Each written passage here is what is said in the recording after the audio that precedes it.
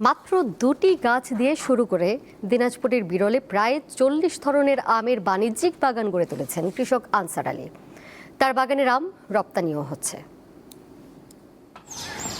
দিনাজপুর জেলার বিরল উপজেলার রাজারামপুর ইউনিয়নের রাজারামপুর গ্রাম। এখানে আনসার আলী নামক এক আম চাষি এবার তিনি ৪.৫ একর জমিতে বিভিন্ন জাতের আম চাষ করে আলোচনায় এসেছেন।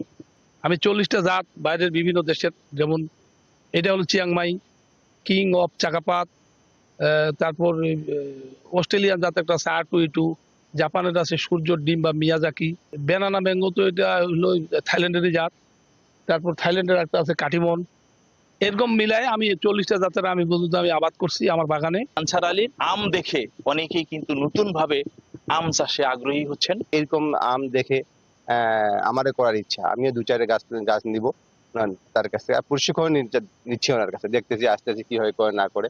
এই বাগানে মোটামুটি প্রায় 15 থেকে 20 জন মানুষের কর্মসংস্থান তিনি দিয়েছেন। আমরা সকাল 7টা 7:30টার দিক থেকে ঢুকি, বিকাল মনে করো যে 4টা, কোনোদিন সন্ধ্যা হয়ে যায় বাগানে আমগুলো প্রসেস করতে মিলে।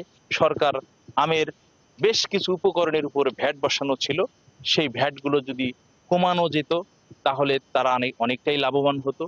আমাদের পার্শ্ববর্তী দেশ ইন্ডিয়া যদি 300 টাকায় 1 কেজি আম লন্ডনে রপ্তানি করতে পারে, তাহলে আমরা 550 টাকা কেন? আমার প্রশ্নটা এই জায়গায় সরকারের কাছে। রপ্তানিতে যেন আমাদের সহজ করে, রপ্তানি যেন আমরা কৃষকরা করতে পারি। পাশাপাশি আম রক্ষার জন্য আম যে সময় বাজারে উঠে সেই সময় কিন্তু আমের দাম কম থাকে।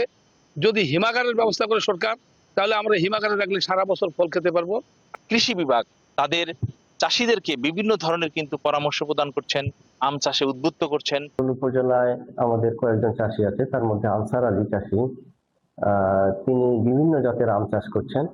আমাদের জেলা থেকে মনিটরিং করা হয়, আমাদের উপজেলা কৃষি অফিসার আছেন, উপসহকারী কৃষি কর্মকর্তা বৃন্দ আছেন, তারা সার্বক্ষণিকভাবে তার বাগান পরিদর্শন করেন এবং বিভিন্ন রকমের পরামর্শ, তাকে বিভিন্ন ধরনের সহযোগিতা প্রশিক্ষণ প্রদান করা হয়।